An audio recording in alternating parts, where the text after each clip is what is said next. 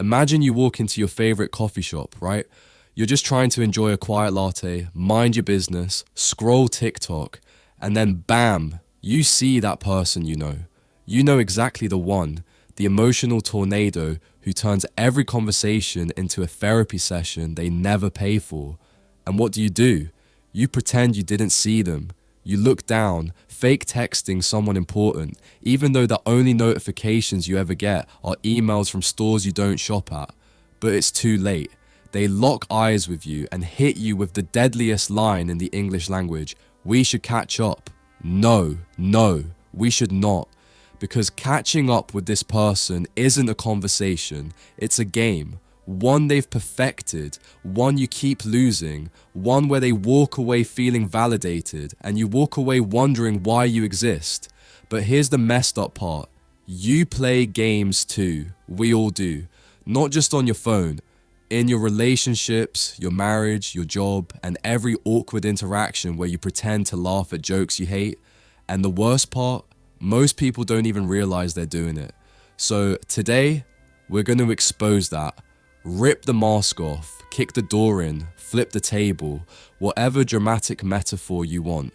Because today, we're diving into Games People Play, a book that basically says, you're not as honest, authentic, or emotionally mature as you think.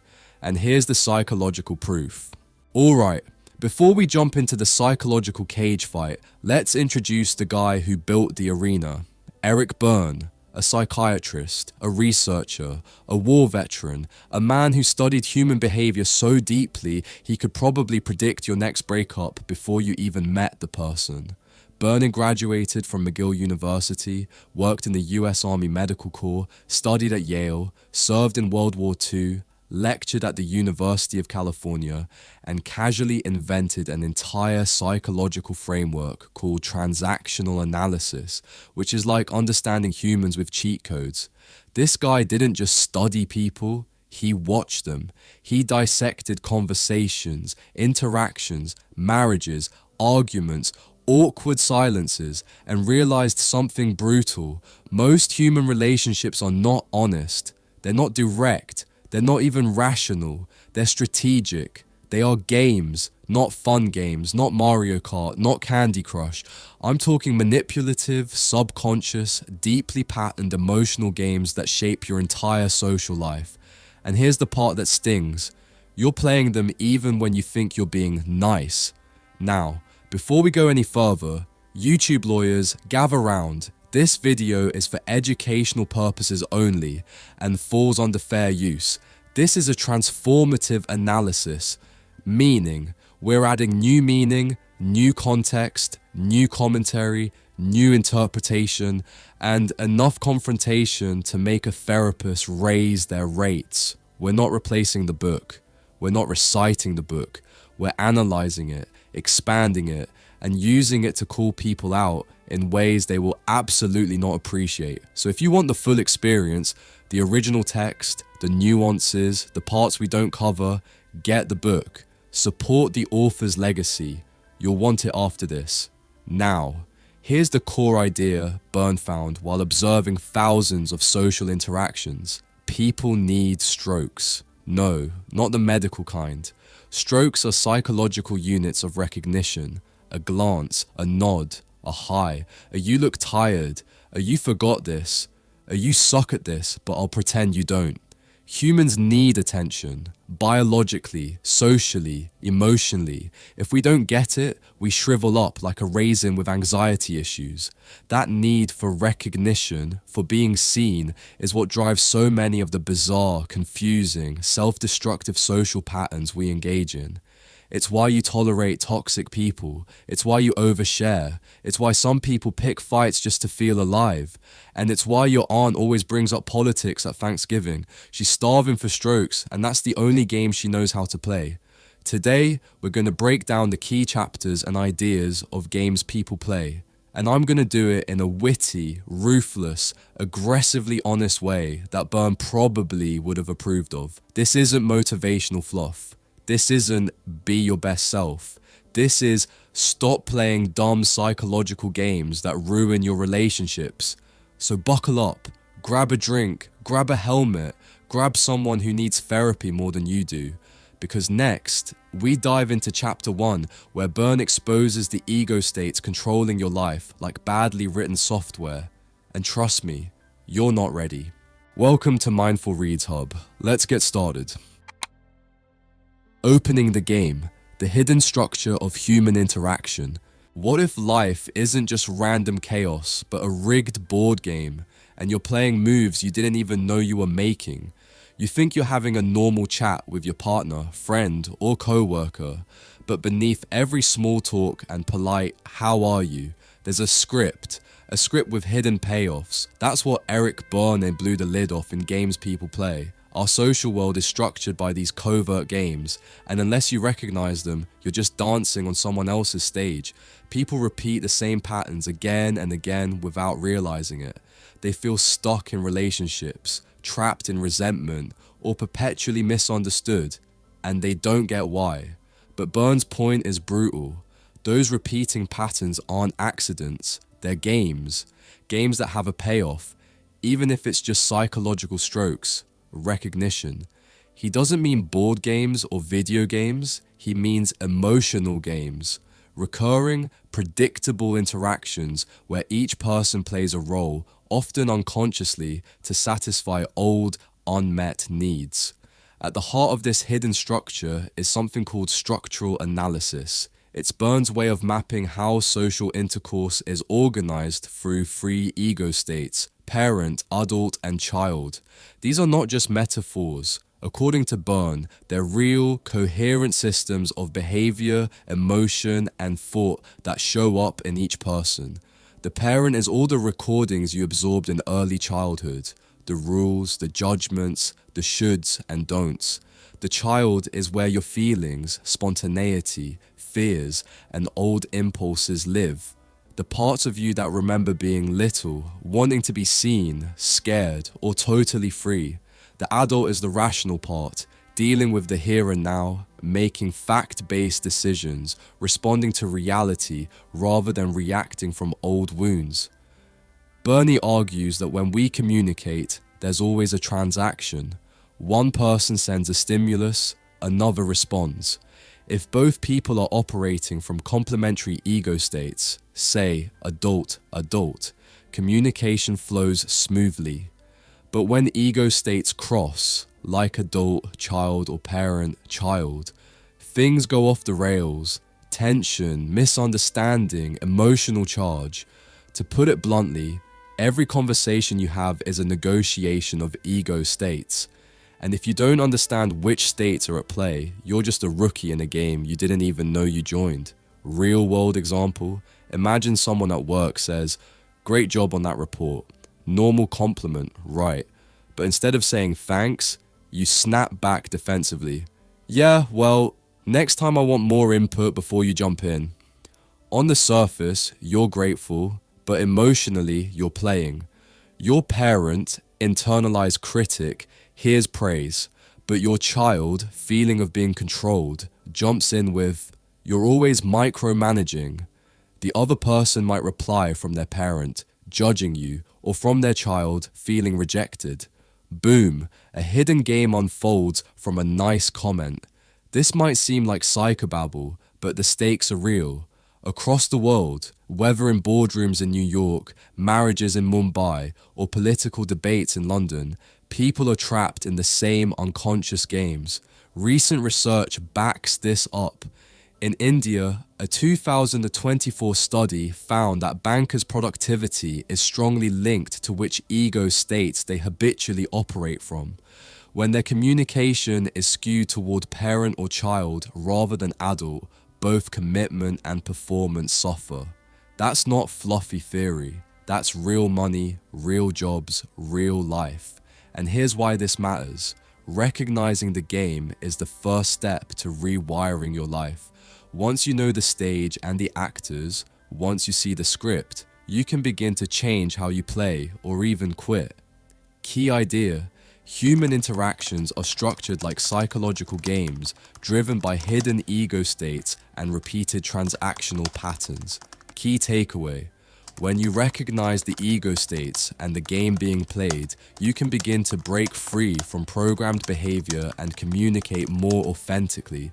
Favorite quote: "Communication will proceed smoothly as long as transactions are complementary." Analyzing the code. When social transactions become battles. What if every friendly conversation, joke, or just kidding remark isn't just talk, but a move in an emotional chess game you didn't even realize you signed up for? In games people play, Berne shows that communication isn't innocent. Many interactions are strategic, not just what we say, but how we say it, why we say it, and what we actually want out of it.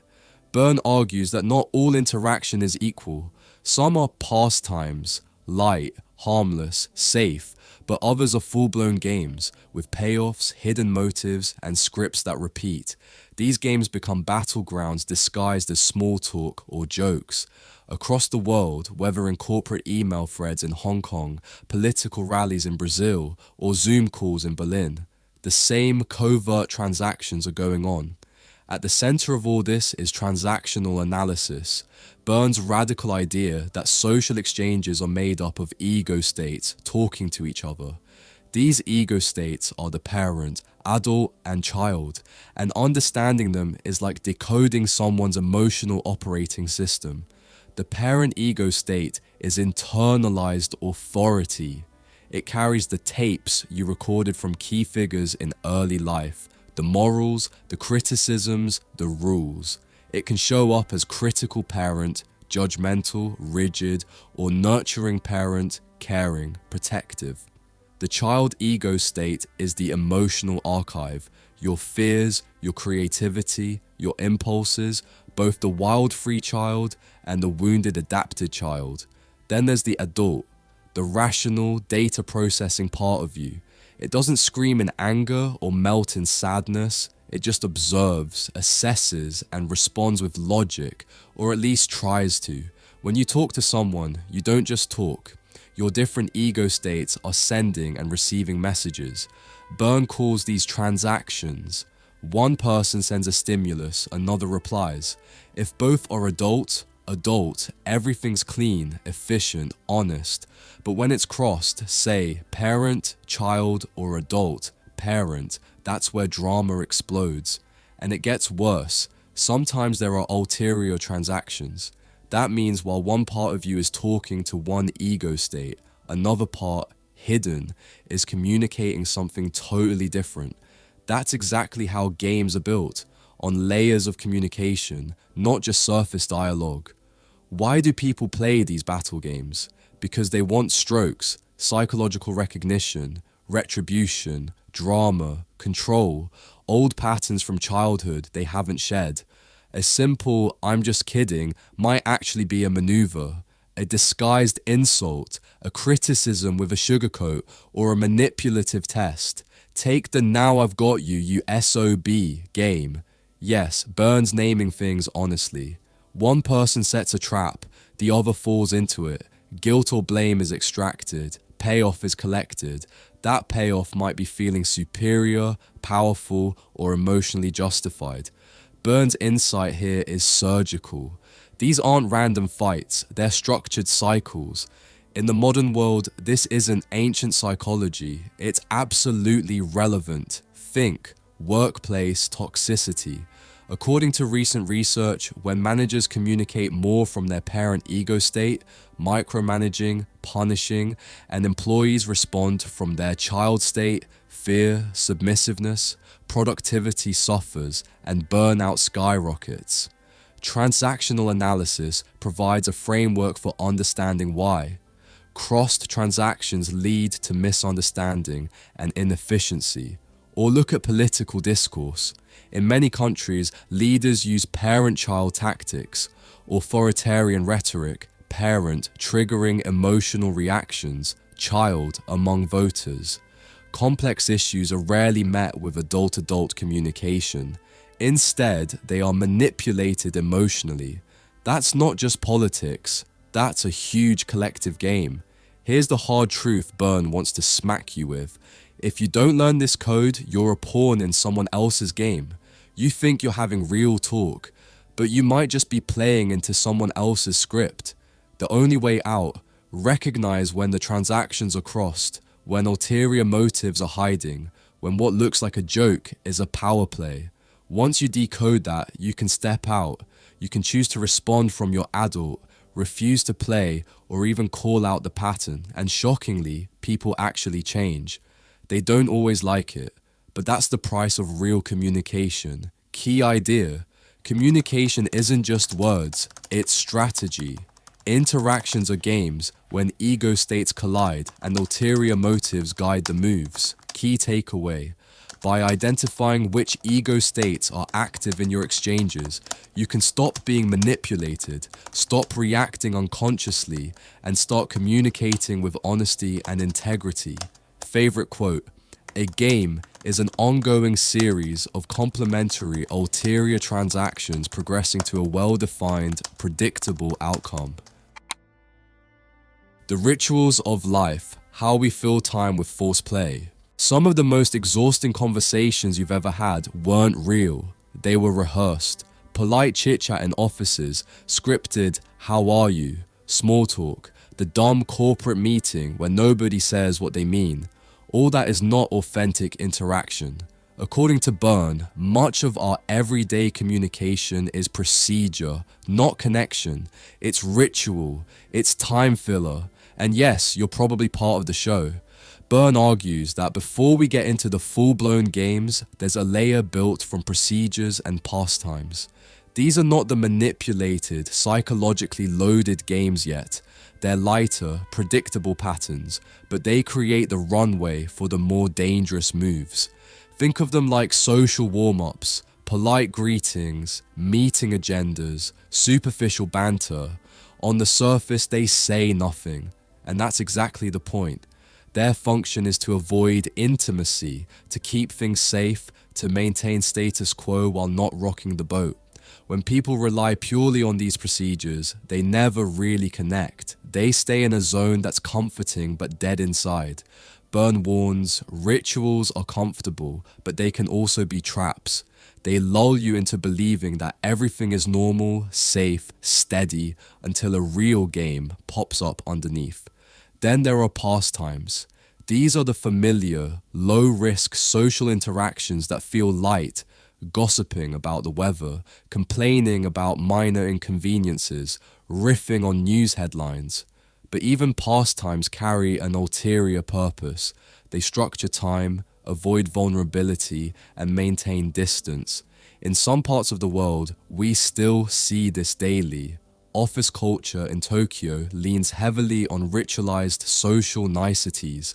In European cocktail parties, polite banter about politics or the economy masks deeper fears of judgment.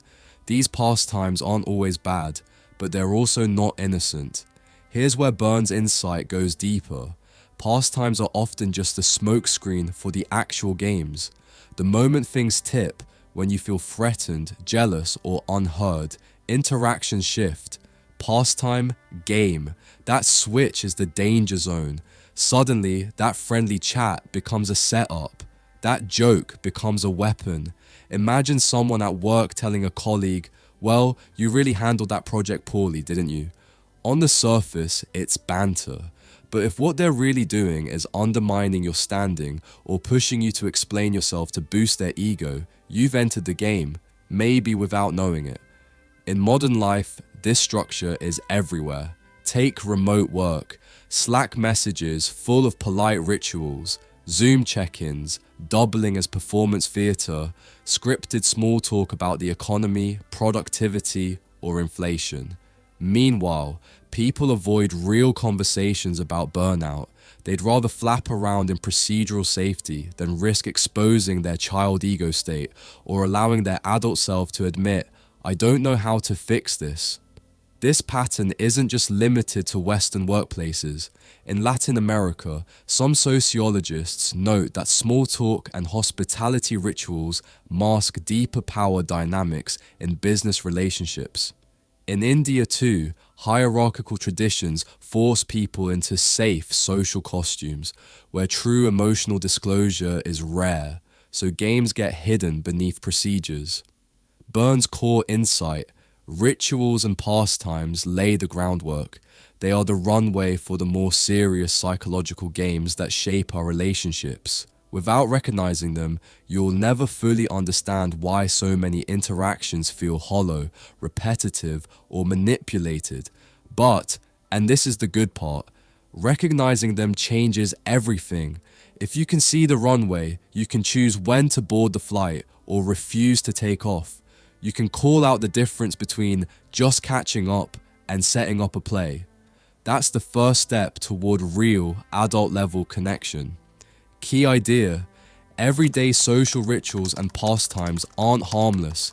They set the stage for deeper, more insidious psychological games. Key takeaway: by identifying when you're merely dancing on the runway, you empower yourself to either exit the theater or demand a real dialogue. Favorite quote: people sometimes play in games that aren't yet recognized as such. Berne's reminder that the simplest interactions may conceal the most complex motives. Playing to win, the game behind every interaction. What if behind every friendly problem-solving session you join, the one where people offer advice and you smile and nod, there's a hidden agenda? That conversation where you said, "Yeah, that's a good idea," but already knew you'd reject it. That's not friendship. That's game playing. Berne calls these games, and no, it's not just your imagination. Many solutions are traps. Berne digs into the anatomy of these games. They aren't random, they're structured. He describes a game as an ongoing series of complementary ulterior transactions progressing to a well-defined, predictable outcome. These interactions are coated in politeness, but backed by a script that's deeply subconscious. There's a hidden motive, a payoff, and most people don't even know they're part of it. One of the classic games he dissects is, "Why don't you? Yes, but." Someone complains about a problem, others jump in with solutions, but every suggestion is met with "yes, but." It's not just resistance, it's a mechanism. By rejecting every potential solution, the complainer gets to stay stuck, because staying stuck produces what they actually crave: attention, sympathy, or the narrative that they can't change. Everyone else is inadequate. Berne argues that the game's payoff is attention wrapped in helplessness. The problem remains unsolved, but the player isn't asking for real help. They're making sure they'll never have to fix things. That's not just laziness, it's emotional leverage. Why would people do this, even unconsciously? Because they need strokes, those little psychological units of recognition that affirm, "I exist." Even negative strokes are better than none. If someone listens to your whining, even to argue with you, you feel seen. People are biologically wired to crave acknowledgement, and when you don't get it genuinely, you manufacture it with these games. Look at the real world. In workplaces, managers sometimes fall into the "yes, but" trap. An employee raises a concern, but the manager gives solutions only to be rejected. On paper, it's collaboration. Emotionally, it's a power play. Someone is refusing closure, keeping the problem alive because it gives them relevance. Research in organizational contexts shows that when people operate from the parent ego state, criticism, control, and others from child, defensiveness, compliance, communication, and productivity suffer. In fact, in Indian banking sectors, a study found that adult state communication correlates strongly with both commitment and productivity. People who stay trapped in these parent-child transactional loops don't just stay emotionally stuck, they're performance tanks too. Globally, this is not limited to boardrooms. In many cultures, advice giving is seen as a duty. In Latin America, older family members give guidance incessantly, even when no one asks. That advice often isn't about solving problems. It's about maintaining influence, control, or relevance. That's a kind of structured game. In East Asia, hierarchical societies may subtly encourage this. Younger people feel obligated to receive advice, but may feel powerless to refuse, keeping them locked in a cycle of seeking strokes rather than genuine growth. Berne's deeper insight is devastating. Winning the game doesn't make things better. If you win by rejecting every solution, you reinforce your own helplessness. The conclusion, as Berne sees it, is counterintuitive. The only way to truly win is to step off the field. That means refusing to play, refusing to manufacture pseudo-problems to get attention, and instead demanding real solutions or authentic connection. But stepping off isn't easy. When you refuse the yes but game, people get upset. They lose their usual fix, the emotional pattern they're used to. Some might call you selfish, others might feel abandoned, but here's the radical promise. When you refuse to play, you force reality. You force real conversation, and real conversations, as messy as they can be, are the only foundation for change. Key idea: some games masquerade as problem solving, but are really emotional power plays, structured to hide motives and extract recognition. Key takeaway: recognizing when a help session is a structured game gives you the power to refuse the trap, demand authenticity, and exit manipulative dynamics. Favorite quote: a game always involves a payoff. The marital chessboard: power, blame, and sweetheart moves. What if the funny little game you laugh about at a party is actually the same emotional poison you carry into your most intimate relationships? In games people play, Berne doesn't shy away from exposing the darker underbelly of what we call social fun. Those so-called harmless interactions, the witty complaints, the competitive one-upmanship, the subtle power plays, they're not just banter. They're structured games, games with predictable payoffs, hidden motives, and emotional currency. And if you don't recognize them, you're being played. Berne calls them party games, but don't let the name fool you. These are not board games. These are emotionally loaded interactions. Think of why don't you? Yes, but someone brings up a problem, everyone offers advice, and every suggestion is shot down. On the surface, it looks like people solving stuff together, but underneath, the person complaining doesn't want to be solved. Their payoff? Attention, validation, keeping the problem alive so they can keep playing the role of the eternal struggler. Berne himself says this game was the first one he ever broke down, and it remains one of the most common. But then there's Ain't It Awful, the group huddle of misery machines, where everyone bonds over how terrible things are. Misery becomes social glue. People don't necessarily want solutions, they want strokes. They want recognition of their suffering. Negative attention is still attention, and in transactional analysis, strokes, psychological units of recognition, are the fuel that makes these games run. And don't forget the Schlemiel, one of the sneakiest party games. The Schlemiel oopses his way through social encounters. He spills wine, knocks things over, apologizes profusely, not because he's clumsy, but because he structures his social role. He wants you to forgive him, to reassure him, to reaffirm that he's lovable even when he messes up. Again, the payoff is not just forgiveness, but a deeper reassurance. You'll still care about me even when I screw up. Now, here's the ugly truth. These games aren't harmless. They sap your energy, drain emotional resources, and lock people into roles that feel too safe to exit. In a world where mental health is more fragile than ever, these games matter. For example, in corporate settings in places like Mumbai or Sao Paulo, small talk at social gatherings isn't just superficial. It reinforces hierarchical dynamics. A complaint session becomes a power move.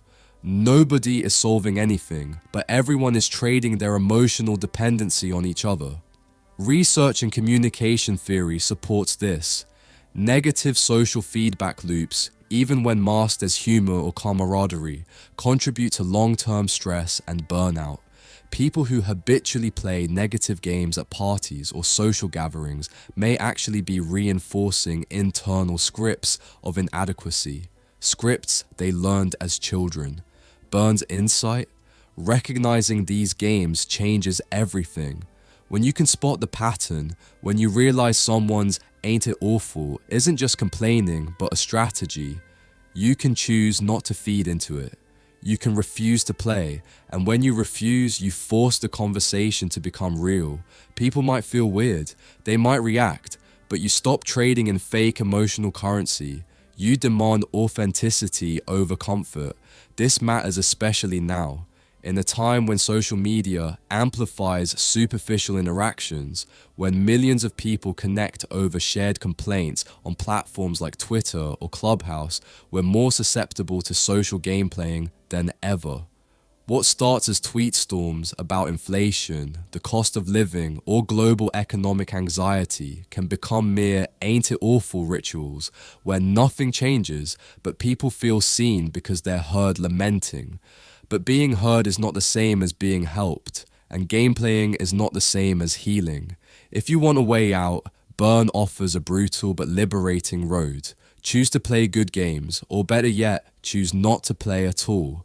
The ultimate payoff: real connection, real recognition, and the emotional integrity that comes from refusing to trade your soul for petty strokes. Key idea: social gatherings don't just host fun. They host deeply structured emotional games where people manufacture recognition and avoid real vulnerability. Key takeaway: by learning to detect and refuse these party-style games, you reclaim your emotional autonomy. You stop being a supporting actor in someone else's theater. Favorite quote: "A game is an ongoing series of complementary ulterior transactions progressing to a well-defined, predictable outcome." Parties, pleasure and payoff, games we play to feel alive. What if the party never really ends? Because you're still playing. Berne shows us that some of the most toxic, self-reinforcing games we play happen not in private therapy, but out in the open, in social gatherings, in romantic encounters, and in the shadows of our most intimate desires. These are the games we play to feel alive, to get recognition, to extract emotional currency, and sometimes to hide our deepest wounds. Berne points out that at social events, rituals and pastimes morph into full-blown games. That seemingly trivial chatter at a dinner party or a get-together is often just camouflage. Underneath the small talk is a structure built to produce strokes, psychological recognition, without risk, without change. He names 4 party games as archetypes: "Ain't it awful," "Blemish," "Schlemiel," and "Why don't you, yes but." In "Ain't it awful," people bond over shared misery. Berne described how someone begins with a tale of woe. "Nowadays, crime is out of control," and others respond, "Tell me about it." The conversation isn't about finding a solution, it's about being validated in the misery. That may sound harmless, but it's a structured exchange. The payoff is emotional recognition, not real therapy. Despair becomes social glue. Across many cultures, whether in European salons or community meetings in Asia, this pattern lets people feel heard without having to change. Then there's Blemish. The person who plays it constantly spots flaws in others. "Yeah, she dresses okay, but did you see how late she was?" That is not just critique, it's a way to position oneself as superior or morally alert.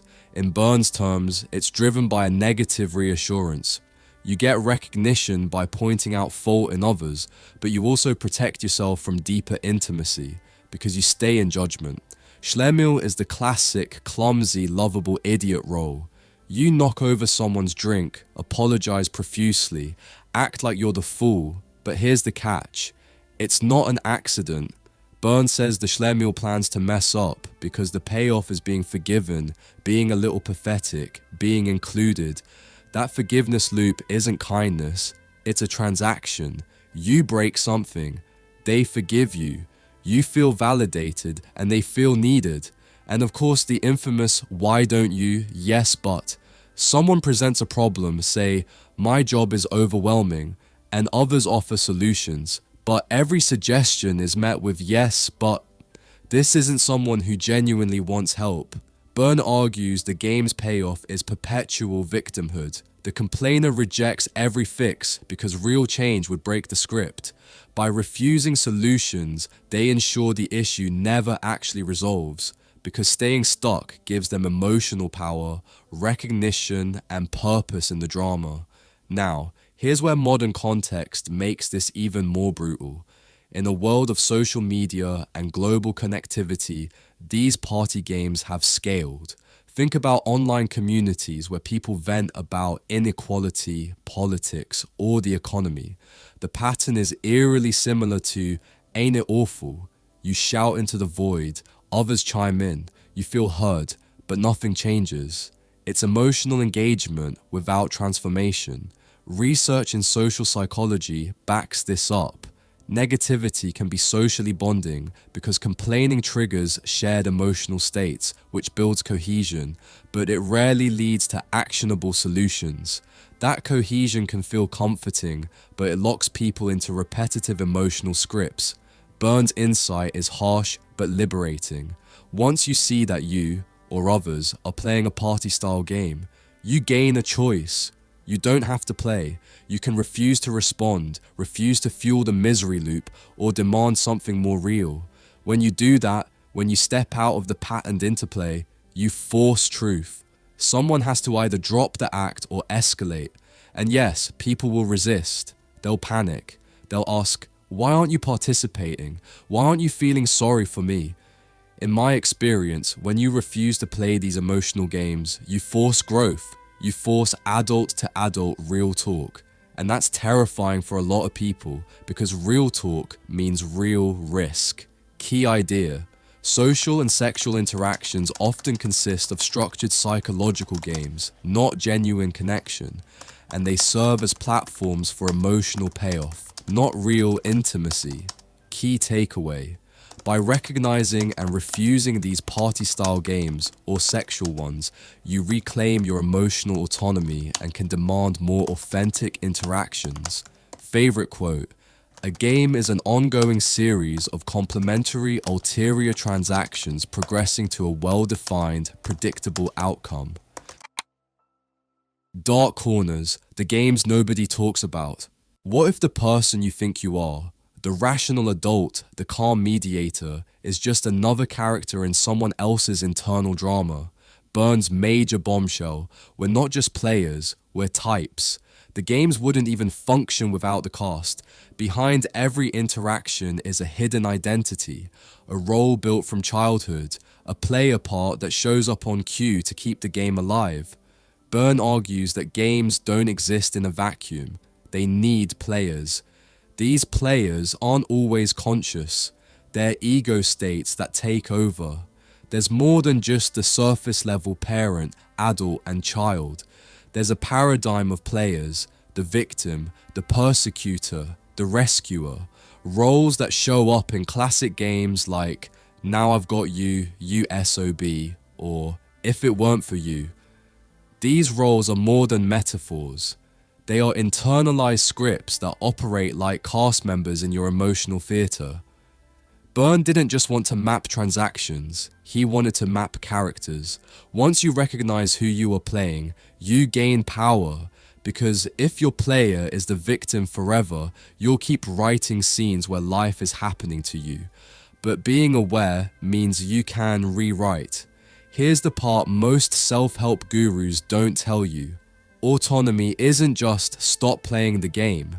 It's more like change your role or refuse to play that part anymore. Berne's vision of autonomy has 3 pillars: awareness, spontaneity, and intimacy.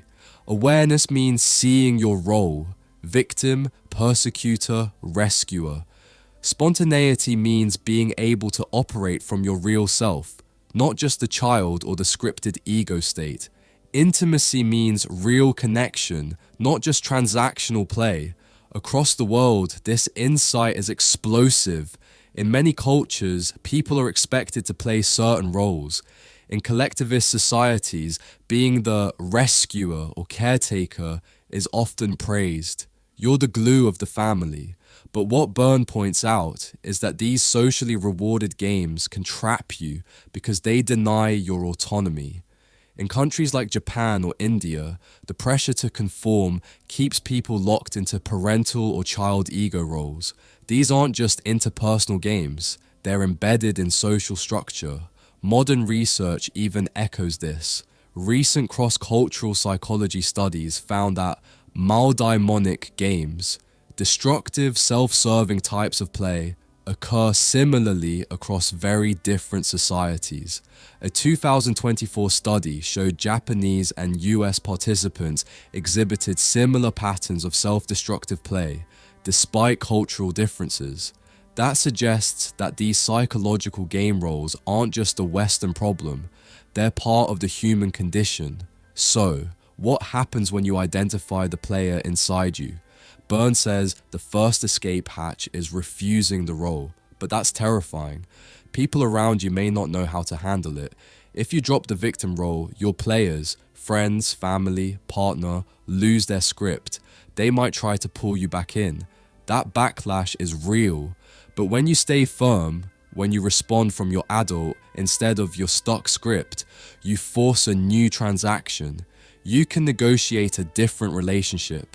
That's not just growth, it's revolution. Key idea, the internal players, victim, persecutor, rescuer, etc. drive our social games. Recognizing which role you occupy is essential to breaking free from the script. Key takeaway, when you name your role, you can refuse to play it, and only then can you truly become autonomous, choosing how to show up in your relationships. Favorite quote? Games are not just what people do, they are who people are, until they refuse the parts they've been assigned. Good games, when we're kind enough to play fair. What if the biggest power move isn't playing harder, but stopping altogether? What if real freedom isn't in winning games, but refusing to play them? Berne's final classification isn't about more games, but about the exit strategy. How you get out of the emotional cage once you recognize the patterns that trap you.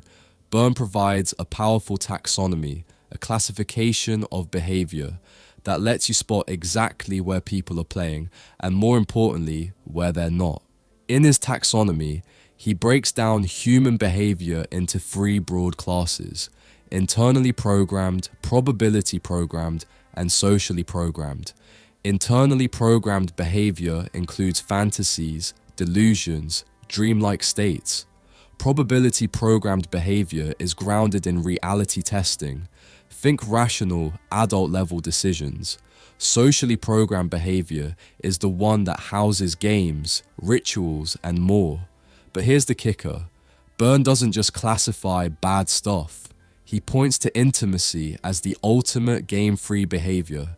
In his vision, intimacy means you operate not out of hidden scripts or ulterior motives, but from a place of real authenticity, genuine adult-to-adult exchanges, deep connection, and spontaneous openness. That, in his taxonomy, is the end of the line.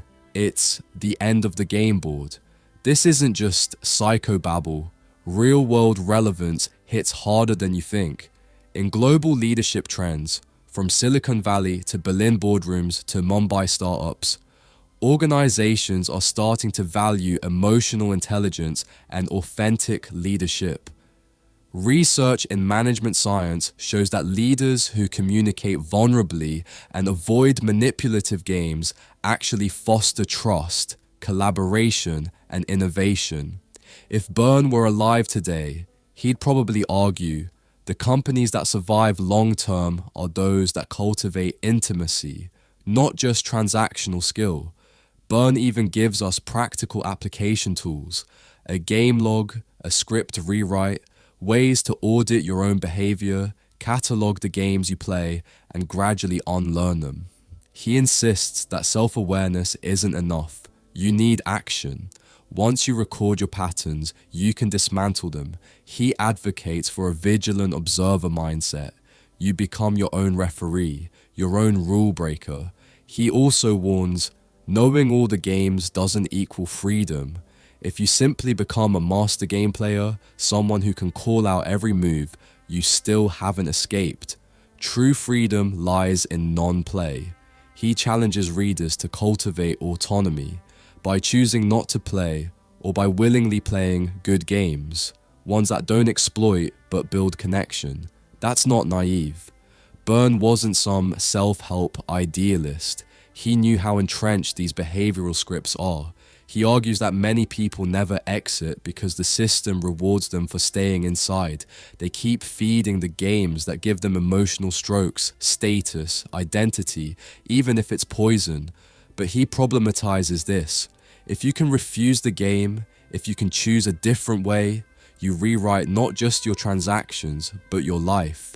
Key idea: classifying behavior into systemic categories, internally programmed, probability programmed, socially programmed, shows not just what games people play, but how to exit them and to live in a game-free, authentic way.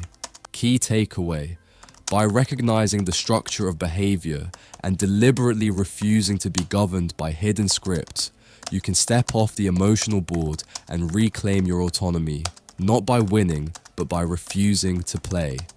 Favorite quote: social games fall under socially programmed behavior, while intimacy represents the ultimate game-free state. After the game, becoming players and reclaiming autonomy. The final curtain falls, but this isn't about a dramatic finale. It's about a radical exit. Berne doesn't just want you to understand the games he described. He wants you to walk off the board, rewrite your role, and live a life chosen, not a life scripted. Berne argues that once you know the players, know the games, and know the hidden payoffs, you're faced with a choice: continue playing or step into autonomy. That's not a cute self-help platitude. It's the scariest, boldest move you can make. Autonomy isn't just freedom from other people's manipulation, it's freedom from your own programming. That means no more unconsciously slipping into the victim, the persecutor, the rescuer, or any other prepackaged role. He defines autonomy in 3 pillars: awareness, spontaneity, and intimacy. Awareness means seeing your games for what they are, not just the surface transactions, but the underlying structure, the ulterior transaction, the payoff. Spontaneity means responding from your true self, not just your programmed ego states, but with genuine feeling. Intimacy means connecting with others without the mask. No hidden agenda, no manipulation, no need for stroke currency. But here's the raw truth: stepping into that isn't easy. In many societies, people value predictability over authenticity. In places like Asia or Latin America, where social harmony or role expectation is deeply embedded, refusing to play your usual part can feel like betrayal. People will ask, why aren't you acting like yourself? But yourself has always been the role you played, not who you are. Globally, a lot of the push for emotional intelligence or authentic leadership is actually Berne's work circling back. Business schools from London to Singapore are teaching leaders to drop manipulative games and instead build trust through vulnerability, adult-adult communication, and real connection. Research supports this shift. Workplaces that prioritize psychological safety, speaking your mind, admitting uncertainty, outperform toxic, game-driven companies. The message is clear: the future belongs to people who refuse the game board. Berne even knew that total freedom could feel terrifying. When he talks about intimacy, his end of the line, he isn't talking fluff. He's talking about risking everything you know. He warns that genuine intimacy, game-free, means exposing your inner child, your adult, your parent. That vulnerability can feel unnerving. People resist because they fear what happens when they stop playing safe. But the payoff? real connection, recognition that doesn't come from selfish games, conversations that aren't transactions but genuine exchanges. When two people meet without a hidden agenda, without a secret move, something powerful happens. That kind of intimacy is rare, and Berne insists it's worth fighting for. If you want to leave the game board, you've got to do more than just understand. You need to act, audit your life, log your games, ask yourself, which payoffs am I still secretly chasing? Which roles are still driving me? Then challenge them. Respond from your adult. Speak from your authentic self. Practice moments of intimacy where no game is played, just connection. Ultimately, Berne's message is brutally liberating. You don't have to win. Choosing to stop playing is its own kind of victory. That's your power move. Key idea. Real freedom and emotional integrity come not from mastering games, but from refusing to play them. Key takeaway. By cultivating awareness, spontaneity, and intimacy, you can walk off the scripted board of life and begin living authentically, choosing connection over manipulation. Favorite quote: "For certain fortunate people, there is something which transcends all classifications of behavior, and something that is more rewarding than games, and that is intimacy." Conclusion. So here's the deal. You've just walked through an emotional minefield.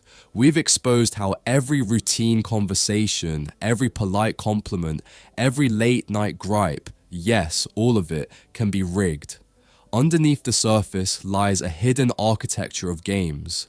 The ego states, the patterns, the secret payouts. Berne didn't just observe human interaction. He lit it on fire and showed you how to walk away, unscathed and free. You've learned how we script our lives, from the parent that scolds, to the child that begs, to the adult that craves real connection. You saw the games. Why don't you? Yes, but ain't it awful? Schlemiel, if it weren't for you, now I've got you, you sob. The whole cast of emotional parasites we keep feeding on. You understood that these aren't just quirks, they are structured, recurring transactions buried in daily life, and you discovered that once you name your game, you might be able to choose not to play anymore. You found out who the real players are, not just the people around you, but the characters inside you, the victim, the rescuer, the persecutor, the roles you step into without even realizing.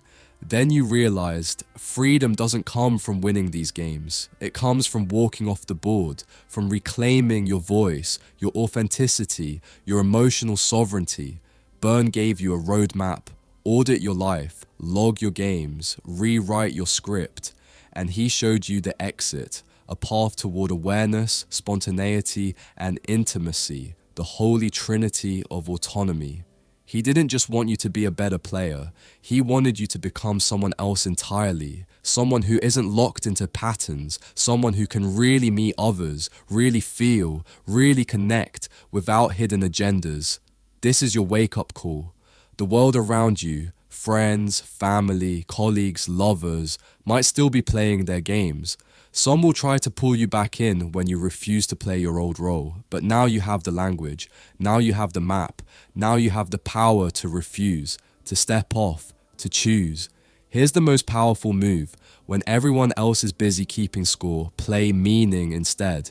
Don't win by manipulation, win by not playing. Let your interactions be real, not transactional. Let your presence be authentic, not scripted. Let your life be chosen, not forced.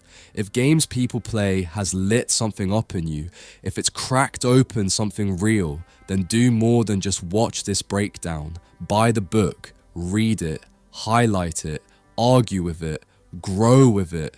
Because this isn't just theory, it's your roadmap to freedom, and you deserve that kind of game-free life. Stop playing someone else's script, break the games, reclaim your role, live on your terms. I'll see you off the board.